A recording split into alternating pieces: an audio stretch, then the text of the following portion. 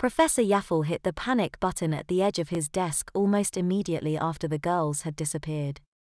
As soon as his crack team had assembled, another disaster struck. Magneto had launched 3 offensives on the city. His most aggressive attack to date. With the X-Men already down 2 members, those who were being groomed for promotion would probably see more action if the team weren't successful. Well, Charles, at least we know Magneto's plan. Logan said, his voice dripping with irony. Yes, he is going to destroy the city, storm the Capitol building, then call this his first act of a new mutant revolution. Cyclops said. Causing a civil war that will see all mutants having to battle for survival in a fight they cannot win. Charles finished. This was a well-rehearsed drill and everybody's worst nightmare. Calm down, mine friends. We can do it, we're the X-Men. Nightcrawler said. Madeline and Rogue sat in the center of the cube. Those that hadn't been sent on the offensive stood around staring at them, teasing them and enjoying an uncharacteristic victory. Avalanche, who was slightly peeved to have been left behind as a jailer, sat in a chair facing the 2 X-Men. Toad hopped over the cube and landed beside Avalanche, his green eyes glinting menacingly. What is it, Toad? Avalanche barked. I was wondering, what? Avalanche roared, his anger now focusing itself on a new target. If we could decorate their playpen. After all, we do have Summons's talents. We could. Avalanche mused. Summon, come over here. The petite girl moved towards the schemers. Yes. Her high-pitched voice sang. The babies look cold, the playpen should have a playmat covering the floor. Summon composed herself, then used her powers. First she looked into the memories of everyone for a picture of any playmat. Then she averaged it into one complete picture. Then she pushed it into every corner of the floor of the cube. Madeline had been sitting with her back against the wall of the cube and her plastic pants wedged as far into the corner to ensure enough slack so her wet itchy diaper wouldn't be discovered. Then the floor seemed alive. It felt like it was made of mud, sand, and deep snow all at the same time, until it lifted her up and settled back into its new configuration of a thick spongy playmat underneath her bottom.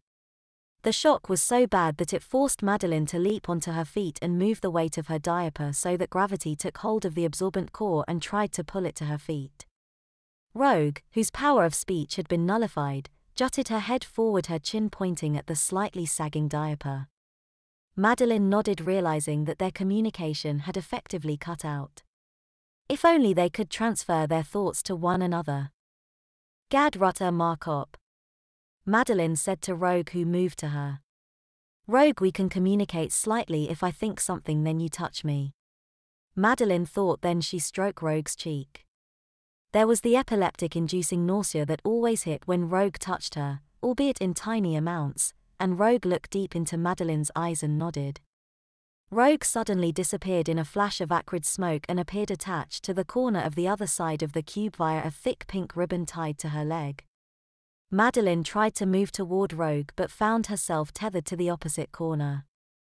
Sorry babies, but we can't have little Rogie trying to escape, can we? Summon said, venturing her first words to the 2 captives. She turned to Rogue. I can read minds, perhaps you would like me to share your thoughts with the room. Avalanche laughed for the first time and Toad licked his lips. Can we diaper Madeline? He asked, excited. Of course not. Hypnotic said, entering the warehouse from behind the main group. Why? Asked Toad, deflated. Because she doesn't need changing yet. Hypnotic said. By the way, Avalanche and Toad, get ready. Magneto has sent me back because he wants you 2 and Shockwave to attack the 11 to stop them from trying to rescue these 2 little darlings. Avalanche raised himself from his chair. Don't have too much fun, he said, passing Hypnotic and heading to the exit. This will be the teams, Yaffle said once the arguments had settled. Jean and Storm will head out and stop Vertigo, Quicksilver, and Mystique's attack on the library. Wolverine, Cyclops, and Havoc will head after Sabretooth and Juggernaut. I will go and intercept Magneto, and that leaves Spike and Nightcrawler to find Madeline and Rogue. Let's go, team. Cyclops said.